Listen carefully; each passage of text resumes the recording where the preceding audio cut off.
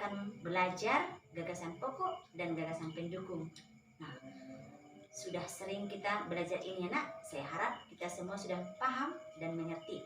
Nah, sekarang kita akan berlatih menentukan gagasan pokok dan gagasan pendukung dari sebuah teks. Nah, kamu gak usah lihat ya buku pena 4A. Di sana nanti ada teks, lampiran teks 2 ya nak. Halaman, dibuka nanti bukunya halaman 246. Di situ ada tentang permainan tradisional. Ya, satu permainan tradisional. Kamu boleh lihat ya nak. Nah, tugas kamu adalah menentukan gagasan pokok dan gagasan pendukungnya dalam bentuk diagram. Nah, seperti ini diagramnya ya nak. Tentukan gagasan pokoknya, gagasan pendukung dalam bentuk diagram. Oke?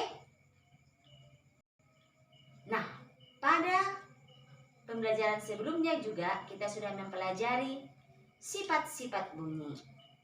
Apa kamu masih ingat sifat-sifat bunyi?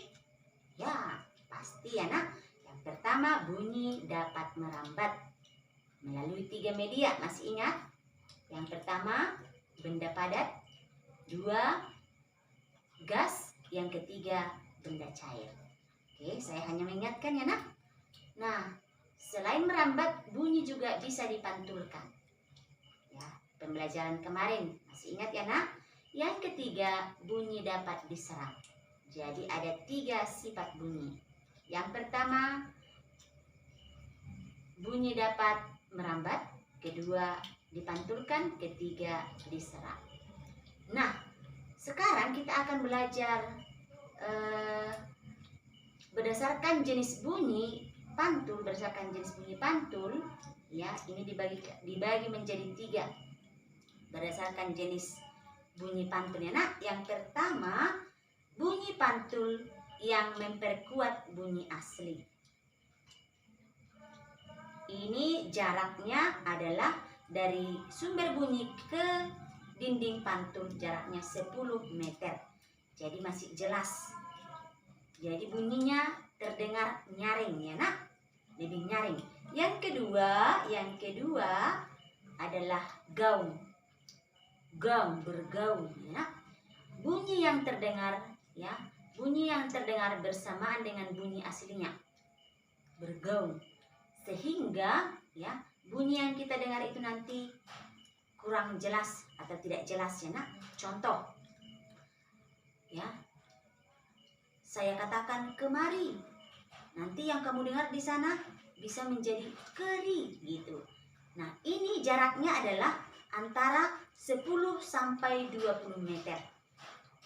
Dari sumber bunyi ke dinding pantul. Jaraknya adalah 10 sampai 20 meter. Itu kalau dia bergaung. Nah, yang ketiga, bergema. Bergema ini adalah bunyi pantul yang terdengar setelah bunyi asli. Jadi seolah-olah diulang. Apa kamu pernah mendengar? Ya. Biasanya jaraknya ini adalah dari sumber bunyi ke dinding pantul sekitar 20 meter lebih. Nah, lebih dari 20 meter. Nah, biasanya ini bisa saat kita berteriak di gua, di lembah, atau di bukit. Nah, contoh, saya katakan bunyinya begini, kemari. Nanti yang terdengar di sana, kemari, kemari. Itu ya nak, jadi seperti berulang dia. Itu dia kalau bergema. Nah, manfaat bunyi pantul ini ada 3. Yang pertama, bisa mengukur kedalaman laut. Yang ketiga, bisa mengetahui letak keberadaan kapal selam. Yang ketiga, bisa mengetahui letak ikan-ikan di laut. Jadi ada 3 manfaat yang kita buat di sini ya, manfaat bunyi pantul. Oke? Nah, sekarang kita akan mengetahui jenis-jenis segitiga berdasarkan besar sudutnya. Apa kamu masih ingat jenis-jenis segitiga? Ya, ingat ya nak? Ini yang pertama adalah segitiga sama sisi. Yang kedua, segitiga siku-siku.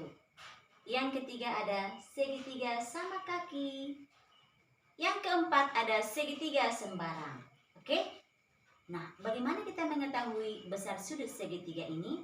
Nah, yang pertama, contoh segitiga sama sisi. Nah, jika segitiga sama sisi berarti ketiga sudut sama besar. Nah, pada pembelajaran sebelumnya kita sudah belajar jumlah sudut segitiga itu ada 180. Berarti mudah kan? Tinggal 180 dibagi 3. Berarti itulah besar sudut segitiga. Karena sama besar sudutnya. Nah, yang kedua, segitiga siku-siku. Ya, berarti salah satu sudutnya adalah siku-siku. Besar sudutnya adalah 90 derajat. Yang lainnya boleh kita hitung atau diukur ya, Nak. Yang ketiga, ya, segitiga sama kaki. Nah, ini berarti sudut A dan sudut B sama besar. Ya, Nak, sudut A dan sudut B sama besar. Berarti dua sudut sama besar. Sedangkan yang keempat adalah segitiga sembarang.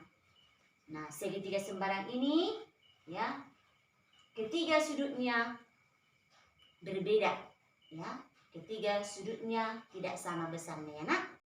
Nah, misalnya ada contoh di sini, ya, Nak, segitiga sembarang. Nah, di sini titik A, sudut A dan sudut B sudah diketahui besar sudutnya. Nah, sekarang bagaimana kita mencari sudut C? Mudah kan, Nak? Jumlahkan besar sudut A dan sudut B.